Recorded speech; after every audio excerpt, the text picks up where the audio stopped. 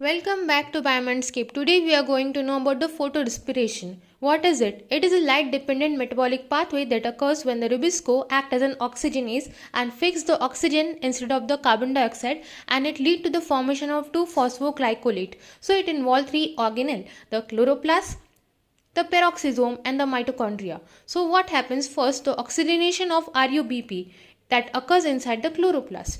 In the chloroplast, the enzyme rubisco catalyzes the oxygenation of the rubisco 1,5-bisphosphate, that is RUBP, in the presence of oxygen, and it produces one molecule of 3-PGA and one molecule of 2-phosphoglycolate. Step 2. Dephosphorylation of the 2-phosphoglycolate that occurs in the chloroplast. So here the 2-phosphoglycolate it forms in the dephosphorylated by an enzyme PGP, that is phosphoglycolate phosphatase, to form the glycolate, and inorganic phosphate is released here. The glycolate is then transported from the chloroplast to the peroxisome. Here the oxygenation of glycolate occurs.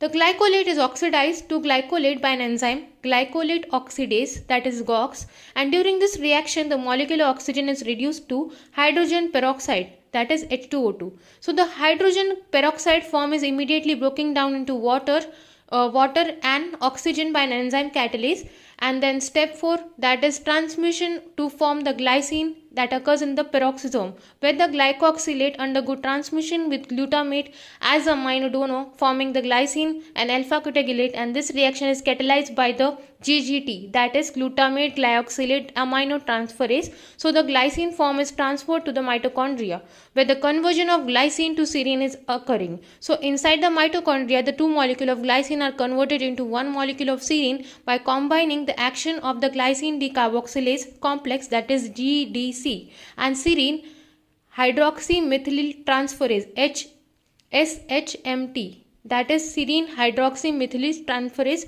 During this reaction, one molecule of CO2 is released, one molecule of NH4 is released, NAD is reduced to NADH, and the serine form is transported back to the peroxisome. Step 6. Conversion of serine to hydroxypyruvate in the peroxisome. So here the serine is converted into hydroxypyruvate by serine, and the glyoxylate aminotransferase, that is SGT, by this it is converted. Then reduction of hydroxypyruvate to glycerate occurs in the peroxisome, where the hydroxypyruvate is reduced to glycerate by an enzyme HPR, that is hydroxypyruvate reductase, using NADH as a reducing agent. So the glycerate is produced is transported back to the chloroplast. Conversion of glycerate to 3-PGA in the chloroplast. So in the chloroplast, the glycerate is phosphorylated by an enzyme glycerate kinase using ATP, and it forms the 3-PGA, that is 3-phosphoglycerate. So this 3-PGA is re-entered the Kelvin cycle. Net effect of the photorespiration is that for every 2-phosphoglycolate, one molecule of CO2 is released, one molecule of amino is released, ATP is consumed, and no net sugar is produced. So the photosynthetic effect is reduced. Today we are going to know about the C4 pathway cycle, and it is specialized for the photosynthesis, adapted for high temperature, high light and dry environment to maximize the carbon dioxide fixation and minimum for photorespiration. This C4 plant, it separates the carbon fixation and Kelvin cycle into two different cell types, mesophyll and bundle sheath cell. So first, the initiation of carboxylation in mesophyll cell, where the CO2 is uptaken, carbon dioxide enters the mesophyll cell and it is converted into the bicarbonate. Then the enzyme PEP carboxylase, it fixes the carbon dioxide to the 3-carbon acceptor molecule, that is called the PEP, that is phosphoenol pyruvate. The reaction produces 4-carbon compound oxaloacetate. The PEP carboxylase is highly efficient and does not bind with the oxygen, and it reduces the photorespiration. Then second step, reduction and conversion, where the 4-carbon oxaloacetic acid is converted into another 4-carbon compound malate or sometimes aspartate. Here the reduction, that is the conversion, often involve a reduction reaction which use the NADPH. Then there is a transportation where the 4-carbon malate is transported from the mesophyll cell to the bundle sheath cell through the channel called the plasmodesmata. Then there is a release of CO2. This is the other decarboxylation in the bundle sheath cell happens, where inside the bundle sheath cell the 4-carbon malate breaks down decarboxylation to release the carbon dioxide and 3-carbon molecule and pyruvate. So here the step ensures a high concentration of CO2 around the enzyme Rubisco. Then the Kelvin cycle, that is C3 pathway, where the CO2 fixation, the release of CO2 enter the Kelvin cycle, and similarly to that of the C3 plants, where the Rubisco fix it to produce a sugar molecule. And because the CO2 is high concentration, by preventing this step, Rubisco operates at maximum efficiency without significant photorespiration. Then the regeneration of the PEP, where the 3-carbon pyruvate produced in the step 4, it is transported back to the mesophyll cell. Here the pyruvate is converted back into the 3-carbon acceptor PEP using an energy, that is ATP, and it allows the cycle to restart. So here the initial fixation, it occurs in the mesophyll cell, where the Kelvin cycle occur in the bundle sheath cell, that is the Kranz anatomy, whereas the first product, that is the 4-carbon compound of oxaloacetate rather than of the 3-carbon compound, PEP carboxylase is used for initial fixation instead of the Rubisco. This is the light reaction of photosynthesis, where the light dependent reaction occur in the thylakoid membrane of the chloroplast. So let's begin where it is present. In the top side it is present in the chloroplast stomata, at the bottom side it is present in the thylakoid lumen. The reaction occur in the thylakoid membrane. The main component of this is PS2, that is Photosystem II, plastoquinone, cytochrome B6F complex, plastocyanin, Photosystem I, ferredoxin, NADP reductase, and ATP synthetase.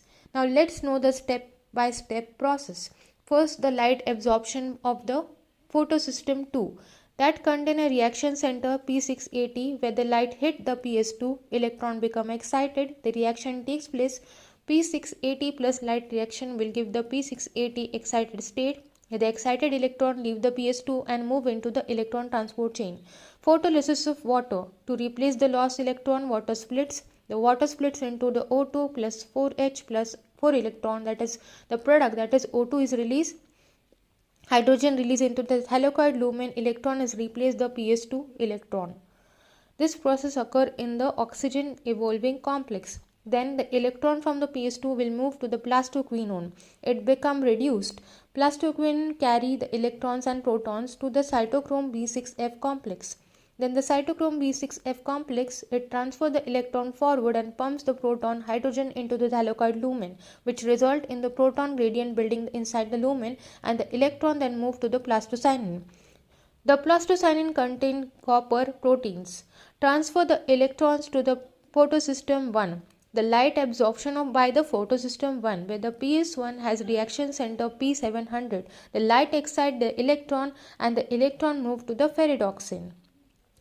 Electron from the ferredoxin go to the FNR enzyme. Here NADP will be converting to the NADPH, where NADPH form in the stoma.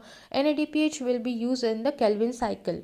The proton gradient formation. 3 processes that increase the hydrogen inside the lumen, that are the water splitting, cytochrome B6 proton pump, and PQ cycle, which result in the higher concentration of hydrogen concentration in the lumen and the lower hydrogen concentration in the stroma, that form a proton motive force.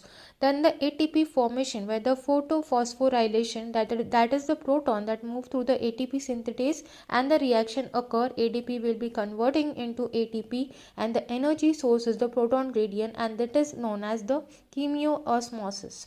Then the final product of the light reaction will be 1 ATP, 2 NADPH, and 3 O2 as a byproduct.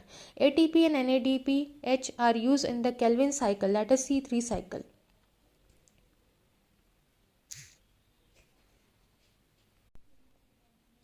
Next is the Z scheme. It is important for exam We know that the electron will be flowing from the PS2 to PQ, then cytochrome B6F, and then PC, then PS1 and FD, and then finally NADP.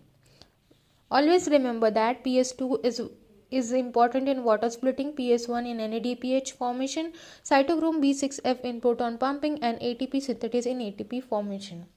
Now let's understand the Z scheme of photosynthesis, the light reaction.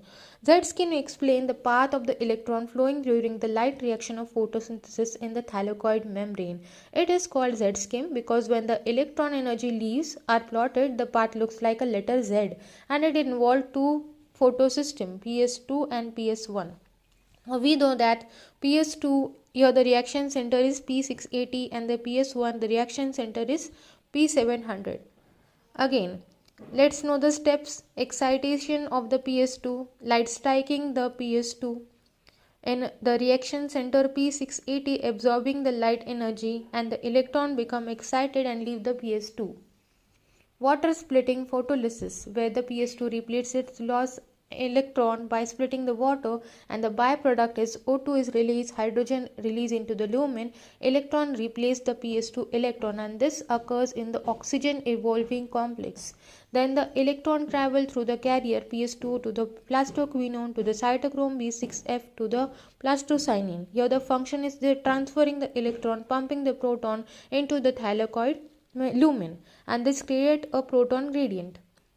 Excitation of PS1, where the electron reaches the PS1, light excited the inner electron again, electron moved to the ferredoxin. Energy, the enzyme ferredoxin NADP reductase, it reduces NADP reaction and produces NADPH form in the stroma. Then proton accumulated in the lumen move through the ATP synthesis, and the energy source is the proton gradient, and this process is photophosphorylation. So the final product which we get is ATP, NADPH and O2.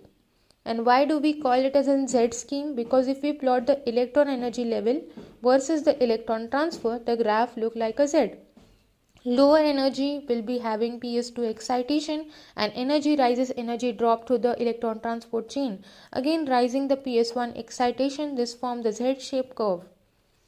Always remember PS2 first discovered, so name PS2 because it acts as an first in the pathway. P68 will give PS2 reaction center, P700 will give PS1 reaction center, O2 will be evolving occurring in the PS2, and NADPH formation occurs in the PS1.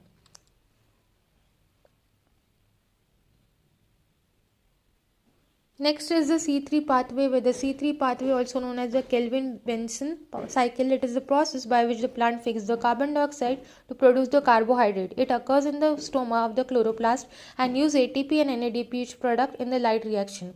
It is called C3 pathway because the first stable product form is the 3-carbon compound called the 3-PGA. C3 pathway, Kelvin cycle, is the primary pathway of carbon fixation in photosynthetic organism. It occurs in the chloroplast stomata, and it converts the CO2 into the carbohydrate using ATP and NADPH producing during the light reaction. The cycle was discovered by Melvin Kelvin along with the Andrew Benson during using a radioactive C14 tracer experiment. So the C3 cycle consists of 3 major phases. The carbon fixation, where the CO2 combined with the ribulose 1,5-bisphosphate, the enzyme ribisco, that is ribulose 1,5-bisphosphate carboxylase or oxygenase, catalyze the reaction, and an unstable 6-carbon intermediate forming an intermediate splitting into the 2 molecule of 3-phosphoglycerate, that is 3-BG. Here the reaction is occurring, CO2 plus RUBP will give 2 into 3-PGA. This step is known as the carboxylation, where the reduction phase. Next, the 3-PGA is phosphorylated by ATP to form the 1,3-bisphosphoglycerate, and this compound is reduced by NADPH to form the glyceraldehyde 3-phosphate. The product is 3-glyceraldehyde 3-phosphate, a triose phosphate, and NDP and NADPH. Some G3P molecule lead the cycle to form the glucose and other carbohydrate. Next is the regeneration of the RUBP. The remaining G3P molecule are rearranged using ATP to regenerate RUBP, and this allow the cycle to continue. For 3 CO2 molecule, 6 G3P molecule are produced, 5 G3P regeneration and 3 RUBP, where 1 G3P leaves the cycle to form the carbohydrate. The energy required to produce 1 molecule of glucose and the cycle requires 6 CO2 plus 18 ATP plus 12 NADPH will give the glucose molecule. Thus the Kelvin cycle is consumed and 18 ATP and 12 NADPH are formed. The key feature of C3 plant is the examples are wheat, rice, potato and soya bean and most temperate plants. The characteristics of the first product is 3-PGA occurs in the mesophyll cell and rubisco directly fix the CO2 and the photorespiration occur frequently. The location is the chloroplast stomata. The key enzyme is rubisco. The first product is 3-PGA.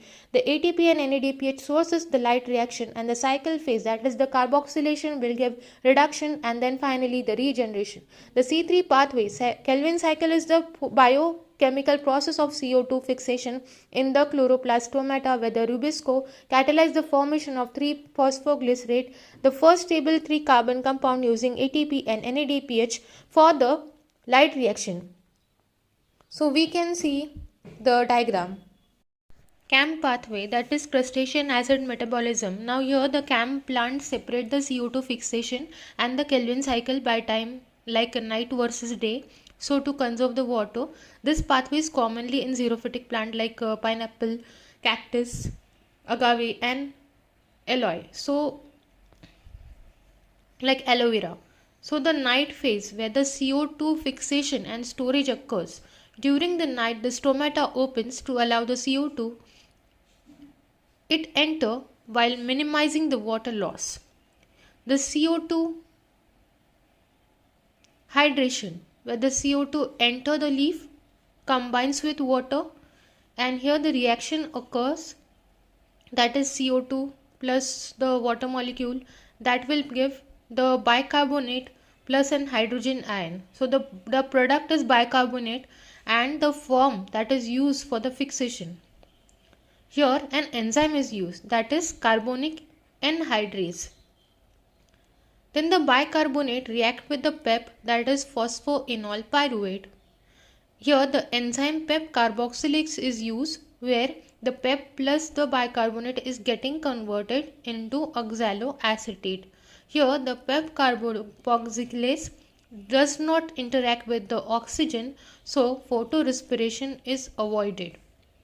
There is a formation of malate where the oxaloacetate is reduced to malate by an enzyme malate dehydrogenase and here the oxaloacetate plus NADH will give the malate. Then there is a storage in the vacuum where the malate moves in the vacuum and combine with the proton to form the malic acid. So here the malate plus hydrogen will give the malic acid, thus at night malic acid accumulate in the vacuum making the leaf more acidic. The day phase CO2 release and Kelvin cycle. Now let's know about during the day. The stomata remain closed to prevent the water loss. There is a release of malate. The malic acid exits the vacuole and convert back into the malate.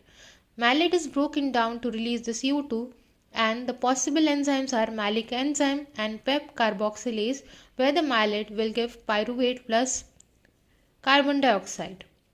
The release of CO2 enter the Kelvin cycle in the chloroplast. Here the enzyme rubisco is used and CO2 is converted into the carbohydrate, that is glucose, sucrose and the starch. Regeneration of PEP. Pyruvate is converted back to the PEP by an enzyme pyruvate phosphate dikinases, that is PPDK. Here the reaction where the pyruvate plus ATP plus ionic phosphate will getting converted into the PEP and AMP and PPI, that is now the PEP is ready for the CO2 fixation the next night. Important step that are the night and as well as the day. In night the CO2 is getting converted into HCO3 with the carbonic by an enzyme carbonic anhydrase. PEP plus the bicarbonate it is getting converted into oxaloacetate by PEPC, then enzyme, and oxaloacetate is getting converted into malate by MDH. Malate is getting converted into malic acid stored in the vacuole. Then in the daytime malic acid is converted into malate. Malate is getting converted into carbon dioxide plus pyruvate by an enzyme Me and PEPCK. The CO2 is entering the Kelvin cycle and pyruvate is getting converted into PEP, and here the enzyme is uses PPDK. So after all, this CAMP plant, it fixed the CO2 at night using the PEP carboxylase to form the malic acid which is stored in the vacuole. And during the day, the malic acid is released. It releases the CO2 from the Kelvin cycle while the stroma remain closed. Thanks for watching. Do like, share and subscribe with your friends.